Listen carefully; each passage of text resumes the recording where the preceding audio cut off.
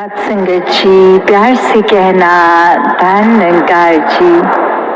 आज समागम का इस रूप का जो तीसरा दिन और सभी ने आज भी भक्ति में अनमोल वचनों को ग्रहण किया। विस्तार हर पहलू में कैसे करना है, जो ये शिक्षाएं ली उनको अपने जीवन में उतारने का भाव भी कि संतों ने जो समझाया वो सिर्फ आज के लिए ही नहीं या पिछले 3 दिनों का ही नहीं सिलसिला, वो एक रूप, एक साल, एक जिंदगी के लिए है वो शिक्षाएं। और ये भी पिछले दिनों से हम जो देख रहे हैं कि कैसे ये धुंध और ये पोल्यूशन का रूप और थोड़े ही डिस्टेंस तक क्लैरिटी है, उसके बाद धुंधला दिख रहा है। तो ध्यान ऐसे ही गया कि कैसे ये धुंध को भी अक्सर वहम हो जाता है कि इसका इतना विस्तार है कि ये हर जगह है, और संसारिक रूप में या किसी सड़क में या कहीं पे भी एक जब धुंध दिखती है तो आगे वो रास्ता नहीं दिखता, फिर ये भी पता नहीं होता कि आगे रास्ता है या वो एक डेड एंड है। तो फिर भी एक ये अपने आप में धुन को अगर गुमान ना जाए कि इतना विस्तार मेरा कि और हर जगह ही फैल गई हूँ, तो बस वो वर्षा आने की देर या हवा चलने की देर, कैसे वो धुंध भी छट जाती है। फिर तो बात वही, अगर हम आध्यात्मिक रूप में भी देखें कि कैसे एक ये पहलू भी कि हम एक ज्ञान तो ले लिया, ये रोशनी जीवन में आ गई, फिर भी अगर वहम बुलेखों के धुएं में ही है तो फिर एक सच्चाई हाथ होने के बावजूद भी एक कुछ हासिल तो किया ही नहीं। एक गुमान में ही रहे कि अब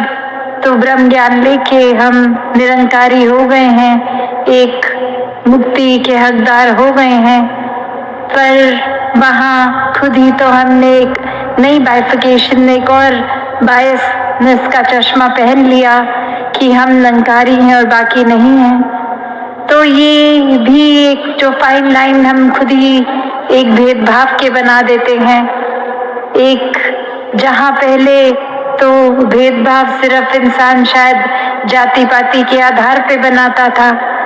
पर आजकल तो कितनी और एक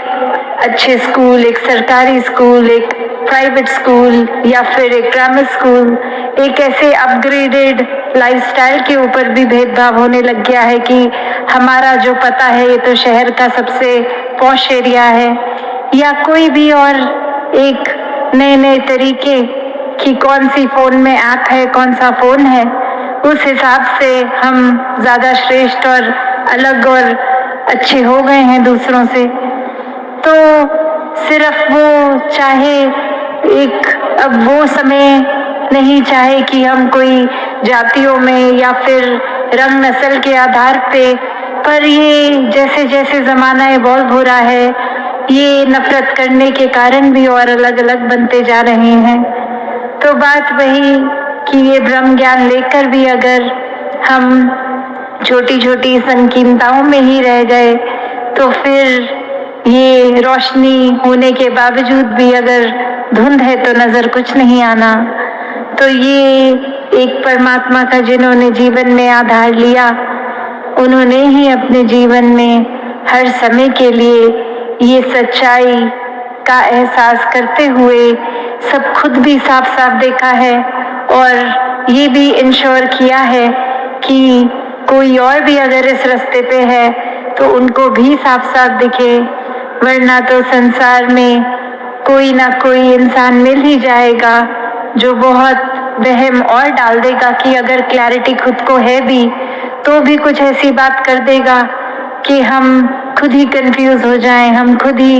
एक अलग से ही ख्यालों में चले जाएं। एक कहानी भी इसी तरह कि कैसे एक इंसान जो एक अपनी बहुत ही सिंपल लाइफ में एक दिन अरदास कर रहा है परमात्मा से कि परमात्मा आप मेरे जीवन में आ जाओ, आपकी पहचान हो जाए। तो उस इंसान के पास भेड़ें थी, तो वो ऐसे ही बोलता है फिर कि आप आ गए, तो ये जितनी भी मेरे पास भेड़ें हैं इनकी मैं खुद अपने हाथों से स्वेटर बना के आपको अर्पण करूँगा। और वहीं कोई पढ़ा लिखा इंसान आकर, जो उस तरह से बहुत ही ज्ञानी, वो आकर उसको समझाता है कि आप ये क्या अरदास कर रहे हो, जिस परमात्मा ने भेड़ बकरियां बनाई हैं उनको आप क्या ही बना के दोगे। मैं सिखाता हूँ कि कैसे अरदास करनी है, और कुछ तरीके की अरदास बता देता है जो वो रट लेता है। और अब वो एक उसी तरह से उस दूसरे इंसान के भाव को कॉपी पेस्ट करके, शब्दों को कॉपी पेस्ट करके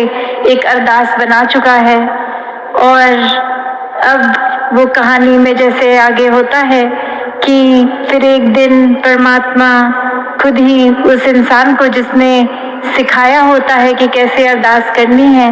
बोलते हैं कि तूने मेरे एक प्यारे भोले भाव वाले इंसान को क्यों करप्ट कर दिया है। उसके भावों का ही मैं प्यार, उसके से प्यार करता था भावों के कारण, और वो बहुत ही एक दिल से कुछ भी अरदास करता था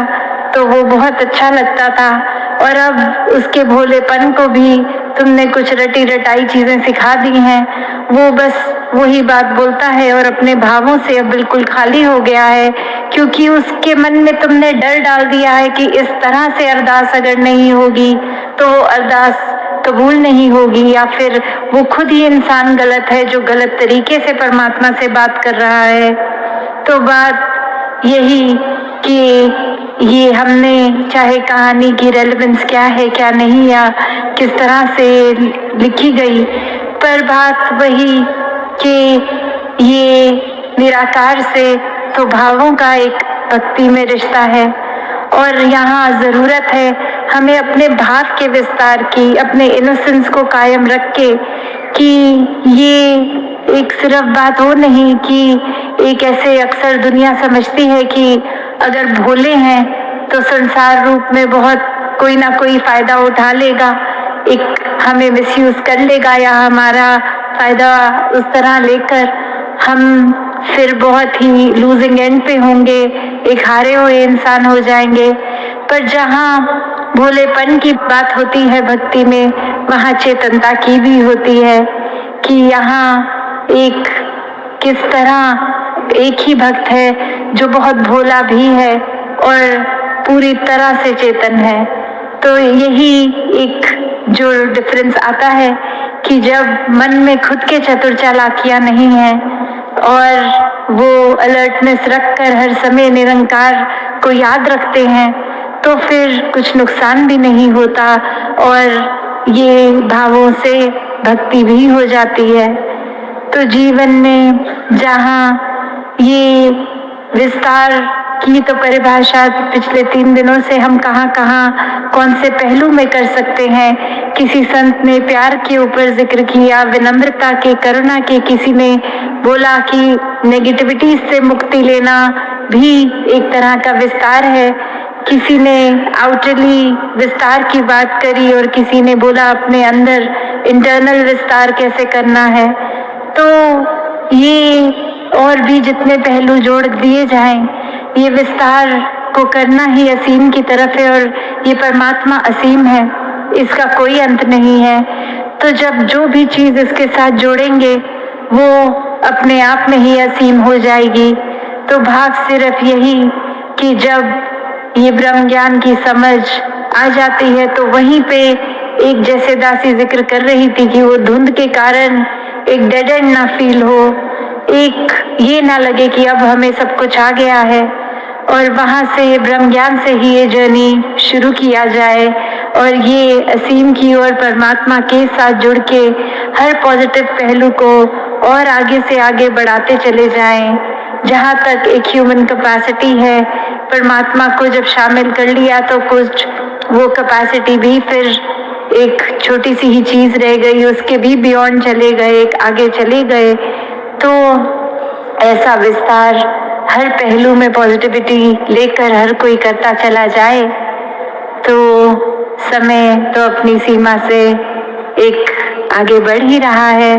तो बस यही भाव थे कि सभी अपने शहरों से या उससे पहले भी एडवांस सेवा में भी आए, अभी वाइंड अप सेवा तक भी रुकेंगे। और कैसे चाहे ओस इतनी पड़ी, ठंड इतनी पड़ी, टेंट जैसे भी थे उसमें सर्दी भी लगी होगी हवा से, और वो गीलापन भी, साथ में सबके बुजुर्ग और बच्चे, और किसी की कैसी हेल्थ कंडीशन, ये एक इस समय पोल्यूशन लेवल भी ऐसा कि शायद सांस भी ठीक से नहीं आ रही, तो भी किसी के भाव में कमी नहीं आई कि ये भक्ति करने, ये संतों के वचन सुनने, यहाँ समागम करने अपने दूर दूर शहरों से भी यहाँ पहुंचे हैं। एक यही भाव रख के कि और संगत के साथ मिलकर जब ये समागम होगा तो हमारे जीवन में भक्ति का विस्तार होगा। तो ऐसे ही भाव महान है।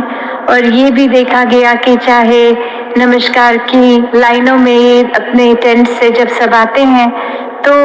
चाहे 3 दिन लग गए, किसी किसी को तो मौका भी नहीं लग पाया, या कोई लाइन में लग के भी कुछ 4 घंटे फिर भी एक अपने टेंट की ओर ही जाना पड़ा, क्योंकि अंदर जब तक आए संगत खत्म हो चुकी थी। तो फिर यही बात ऐसा सोच के दासी जब घर पे एक पारिवारिक रूप में जिक्र कर रही थी राजपिता जी के साथ कि ये लाइनें, ये कतारें तो शायद अगले साल अगर सोचते भी हैं बढ़ाने की, तो भी ये अगर बढ़ जाए, एक और ऐड हो जाए, तो फिर ख्याल आया कि शायद ये ऐड हो गई तो जो लास्ट की लाइन होगी उधर अगर कोई बुजुर्ग होंगे जिनकी नजरें ठीक नहीं, उनको शायद स्टेज की ओर क्लियर दर्शन ना हो पाए। तो फिर यही ख्याल आया कि आने वाले दिनों में, कि आने वाले समागमों में जल्द ही जैसे सबब बनता है तो समागम का 1 दिन और बढ़ा दिया जाए। उससे फिर ये इनकन्वीनियंस महापुरुषों की भी नहीं होगी कि इतने पहले लाइन में लग के आना। सब अपने हिसाब से थोड़े थोड़ा समय लेकर जब जब मिले मौका अपने टेंटों से आराम से आके पंक्तियों में सत्संग पंडाल के अंदर भी आ सकेंगे। तो और भाव जो दासी के मन में थे वो कभी और रखते हुए इन्हीं शब्दों से आपसे आज्ञा लेगी। साथ संगत जी, धन्यवाद।